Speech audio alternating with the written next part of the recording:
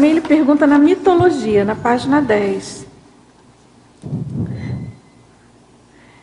Como podemos incrementar nossa campanha pessoal contra os mitos milenares enraizados na nossa paragenética? Isso aqui a gente tem que começar a perceber mais esses mitos que estão arraigados na sua manifestação. Então, muitas vezes a gente não percebe esses mitos milenares, eles atuando em você.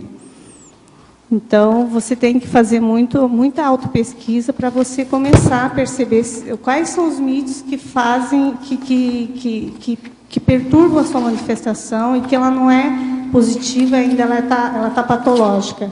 Aí você faz esse diagnóstico e, com isso, você vai fazendo essa campanha pessoal contra os mitos, porque aí você vai derrubando esses mitos e fala, não, isso não tem lógica a forma como eu estou pensando agora. Como mudar, né? E isso vai tirando essa campanha, né, fazendo essa campanha. Seria isso. Como é que você falou? Tem que fazer um levantamento, né? Uma pesquisa, isso, registros. Tem que fazer registros sistemáticos, fazer pesquisa em relação à sua mesologia, a sua manifestação, fazer um inventário de você. Que aí, com isso, você vai conseguir fazer o conscienciograma, também ajuda bastante. Sim. Porque isso ajuda você a perceber detalhes da sua manifestação que tem relação com alguns mitos milenares. Entendi. Porque eu fiquei pensando, né, dentro do que você comentou, né, dessa postura priorística, foco muito em si, na própria pessoa, no processo egóico, né? Por que ainda acontece, né, com todo esse conhecimento da conscienciologia, né? Você coloca aqui na teoriologia, teoria da cosmovisão consciencial, né? Então a gente busca isso, né, aprimorar buscar essa cosmovisão consciencial. Aí na binomiologia também se coloca binômio, admiração, discordância, né? Com toda essa teoria, por que a gente tem ainda tão difícil colocar em prática, né? Pode ser que tenha questão com essa mitologia, né? Você já tem tudo qual relação. que seria? Por que é tão difícil? Por que ainda a gente tem muito foco no processo egóico, né? Eu acho que é a questão de a gente começar a sanar esses processos egóicos, né? Começar a se libertar dessas questões emocionais que nem eu escrevo aqui no final da frase enfática, né? Deixar o emocionalismo de lado e realizar o autoenfrentamento das realidades intraconscienciais de você e dos outros, pessoais e alheios. É recurso coadjutor ímpar para a qualificação da acurácia consciencial. Porque quando você começa a fazer o autoenfrentamento das suas dificuldades e aceitar a sua realidade intraconsciencial, diminui-se os conflitos, você passa a entender melhor o outro também, porque você entende que o outro também tem os mesmos conflitos que você, e aí você começa a se tornar mais assistencial, e aí isso te ajuda a melhorar a sua acurácia, porque você vai melhorar a sua percepção, porque você não está muito focado mais em defender o seu ego mais. Né? Então, aí você vai se libertando desses vai interagindo mais, né? Tendo interagindo uma mais com as pessoas, porque você já deixa de ter medos, né? Sim. Se você interage, você amplia a sua visão, amplia a sua cosmovisão, porque você vai ter mais interesse, vai ter mais curiosidade de entender mais coisas. São também os amparadores extrafísicos, né? E aí a coisa vai fluindo mais. Né? Isso. Oi. Queria aproveitar o gancho. Você coloca na página 9, registro diário das percepções ocorridas durante o dia. Eu queria entender a dinâmica, como que você faz isso, se você usa um papel, usa computador, ou tem pessoas que usam o celular agora para anotar na hora, no momento que acontece. Como que é essa dinâmica? Depois que você faz essa coleta, e depois, como que você compila? Como essa dinâmica? Isso aqui tem que aprimorar mais, né? Mas, assim, o que eu faço é assim, no final do dia, eu geralmente sento na minha área de trabalho, né? E escrevo no papel. Eu acho muito mais fácil escrever no papel do que no computador. Parece que a ideia flui mais rápido, ela sai, a ideia brota. Quando você digita no computador, parece que tem um travamento. Eu sinto isso, eu não consigo escrever quando eu escrevo no computador. No computador é bom para registrar algum fato. Então, às vezes, eu levo o computador para o local de trabalho, onde eu trabalho mesmo. Aí eu registro ali e coloco o nome. Quando vai fazer uma auto-reflexão sobre o assunto, o computador, ele parece que ele dá você até consegue, sabe? Mas ele trava um pouco mais do que quando se escreve no papel. E aí eu tenho na bolsa uma caderneta, porque eu anoto alguma coisa assim, algum tópico assim, só para não me esquecer. Depois, quando você chega a fazer tem um ciclo, vamos supor, uma semana, você fecha isso, você compila. Não, essa parte já não, só estou registrando ainda. Eu venho perceber também comigo que não funciona celulares para anotar, funciona, me parece, papel e caneta. É interessante isso, né? Porque você imagina que essas tecnologias vão trazer algum tipo de rapidez, mas não, me parece que não é bem assim, né? É muito interessante. Obrigado. Eu ia perguntar exatamente essa pergunta aí, tá? Mas tem mais outra aqui. Etsu, por exemplo, você vem de uma etnia japonesa, a questão do preconceito, da repressão. Como é que é para você a questão da mitologia que você botou aqui, ó? A campanha pessoal contra os mitos milenares. Tem a ver com isso aí mesmo, né? A questão do quanto que a gente já vem com vários mitos relacionados à sua cultura mesmo, com a educação que você teve, né? Então, você começar a quebrar esse mito dentro de você, essa questão da repressão, da timidez, de não se expor, de omissão deficitária, deixa quieto, e assim vai, né? São vários mitos que você vai ter que quebrar dentro de você, que tem a ver com a cultura, né? E como que é para você trabalhar esses mitos, por exemplo, assim, hoje está tranquilo, você lida numa boa, como é que está isso? Onde é mais fácil para você lidar? Na clínica ou na conscienciometria? Esses mitos? É complexo, né? Eu acho assim. Você que já a gente identificou assim alguns? Né? Você já identificou, já se defrontou com alguns assim que você teve a pessoa na frente? Opa, isso tem que lidar aqui agora. Do que de mitos, assim, com relação que você tem no seu próprio mecanismo. De repente, você encontra uma pessoa que você tem que ajudar e que tem a mesma problemática, que é o que você falou aqui, ó, o paradoxo da heteroanálise poder reverberar na autopesquisa. Eu acho que a gente encontra muito isso. E como que você lida isso no seu dia a dia, assim, para você ter essa tranquilidade que você está aqui hoje falando sobre isso, né? Eu acho que se a gente passou pela experiência, é mais fácil você ajudar o outro, né? Se você tem essa questão, essa característica, quando você encontra uma pessoa que tem as mesmas características que você, é muito mais fácil, porque você já desvendou aquilo dentro de você, pelo menos alguma boa parte, né? Então, fica muito mais fácil se ajudar e você se colocar no lugar daquela pessoa. Agora, entre a clínica e a conscienciometria, eu acho que a conscienciometria é mais difícil, porque ela é mais profunda, você vai mais fundo nas questões. Né? Na questão médica também vai, mas não é assim, né? Você não chega aí tão fundo assim.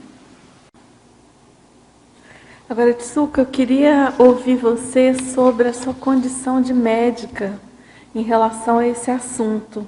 Você até na fatologia você coloca, né, a acurácia no diagnóstico profissional da saúde. Comenta com a gente a sua experiência com esse tema na sua profissão.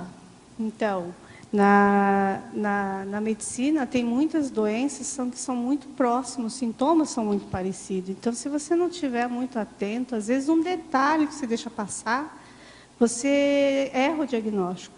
Porque as doenças têm os sintomas muito parecidos. Tem doenças assim que são muito semelhantes.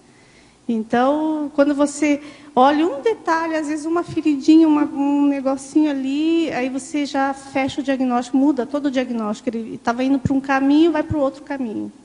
Vai para outro diagnóstico, totalmente diferente daquilo que você estava pensando antes. Então, é importante estar bem atento. Às vezes, detalhe, às vezes, o que a pessoa fala, assim, do nada, aquilo te puxa para um outro diagnóstico também. Então, você tem que estar bem atento a tudo, não só a lesão de pele, físico, mas do que a pessoa está falando, no comportamento dela. Tudo isso é importante. E você tem essa especialidade de saúde de família, não é isso? Uhum. Então, é um leque muito amplo de Sim. probabilidade de diagnósticos errados, né? Sim, porque a gente não é especialista da família, né? Então, você vai atender adulto, criança, homem, mulher, idoso. Então, você atende, sim. Você tem que saber de tudo um pouco. Você não é especialista, não é um pediatra, você não é um gerontologista, não é ginecologista. Então, você tem que ser tudo um pouquinho de tudo. Né? Então, aí você tem que ampliar muito a sua percepção, você não se deixa passar muita coisa. Porque como você não é especialista, às vezes você não se atenta aos detalhes, né? Então, às vezes o diagnóstico, você deixa passar um diagnóstico. E no sentido de como que a Conscienciologia ajudou você, assim, nessa questão de mais acerto, né, no diagnóstico? Porque você conheceu a Conscienciologia depois, antes, como é que foi, da sua condição de médico? Não, a Conscienciologia eu conheci depois, eu já fazia medicina antes, né? Já atuava também, como profissional. Já me formei em 91, né? Eu entrei na Conscienciologia em 99. A fundo mesmo entrei, né? Tinha ouvido falar da Conscienciologia em 91, mas em 99 que eu entrei no voluntariado mesmo. E a Conscienciologia ajuda muito a melhorar essa percepção, né? Ainda mais eu voluntaria na Conscius, né? Então, a Conscius também ajuda mais ainda, né? Porque você vai vendo detalhes do detalhes, né? E aquilo vai te ajudando muito mais a ampliar a visão. Você passa o conscienciograma, assim, de leve nos seus pacientes? Ah, sim, a gente começa a perceber, né? A gente acaba... Não é que você passa, você acaba fazendo a conexão, né? Automático, não tem como você deixar de fazer isso. Agora, Tsuko, eu queria que você comentasse essa questão da acurácia consciencial na medicina e na conscienciometria. Como é que você vê isso? O que é mais complexo? Em que exige mais a acurácia da análise, né, de uma pessoa quando você faz um diagnóstico ou quando você está fazendo alguma auto ou heteroconscienciometria? Aonde que isso é mais exigido? Eu acho, assim, na conscienciometria, a acurácia exige muito mais. Você tem que aumentar muito mais a sua parapercepção. Que na medicina, a pessoa vem com um problema ali, mais físico, né? Então, geralmente é físico, né? Então, é mais da questão da escuta, como você colocou, de saber escutar. Escutar. É lógico que em alguns casos você até tem a questão parapsíquica, mas você não entra muito tão fundo na consciência na medicina. Você vai só entrar na superficialidade, que é o soma só, né? E na conscienciometria não, você vai adentrar o holossoma, né? Então aí exige muito mais. E a questão do emprego do próprio parapsiquismo mesmo, né? Que no caso da conscienciometria é muito mais importante. Apesar de toda a técnica, né, do conscienciograma e tudo, você exige mais essa apreensão parapsíquica. Né? Agora, sabe que você está falando dessa questão de erro de diagnóstico? Eu lembrei que uma vez eu fui no médico, não para mim, eu fui acompanhando uma pessoa mais idosa. E eu fiquei impressionada com a perspicácia da médica. A pessoa tinha um problema de pele, tipo de uma erisipela, que estava assim, muito complexa, durando assim, já quase um ano, e nada sarava, nossa, um negócio muito difícil. E eu então levei, né, fui acompanhando numa dermatologista, e foi muito interessante, porque a médica, ela que nem você colocou, ela tinha uma paciência na escuta que aquilo me deixou um pouco assim impressionada. Falei, puxa, que médica cuidadosa. E aí ela perguntava, e perguntava, e perguntava. E aí ela surgiu com um diagnóstico totalmente inusitado, sabe? E curou o negócio, em 15 dias curou o negócio. Eu não sei se aquilo foi... Claro, pode ter tido algum veio parapsíquico, de algum amparo de função dela, nada explícito, porque nem sei se ela tem algum parapsiquismo, mas me remeteu a esse caso, porque exatamente foi um caso prático do médico cuidadoso, aquele médico que não para, não fica olhando na tela do computador, realmente parou para escutar o paciente. E a conclusão, o diagnóstico dela foi que era um efeito colateral de um remédio. Negócio totalmente fora. Assim, eu nunca pensei naquilo. Porque... Aí suspendemos, em 15 dias o paciente estava...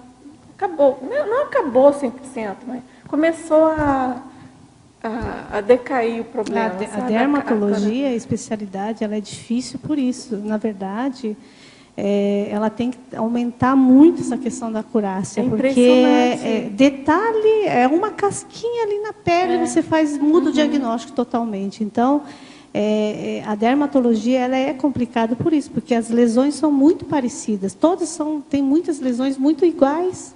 Então, você faz diferença por um detalhezinho. Ou, às vezes, alguma coisa que a pessoa fala, você vai juntando quebra-cabeça. Então, um bom dermatologista é assim mesmo. Tem que ter essa acurácia. Tem a ver com esse seu paradoxo, né, que você colocou. Aliás, era até bom, eu queria que você comentasse também.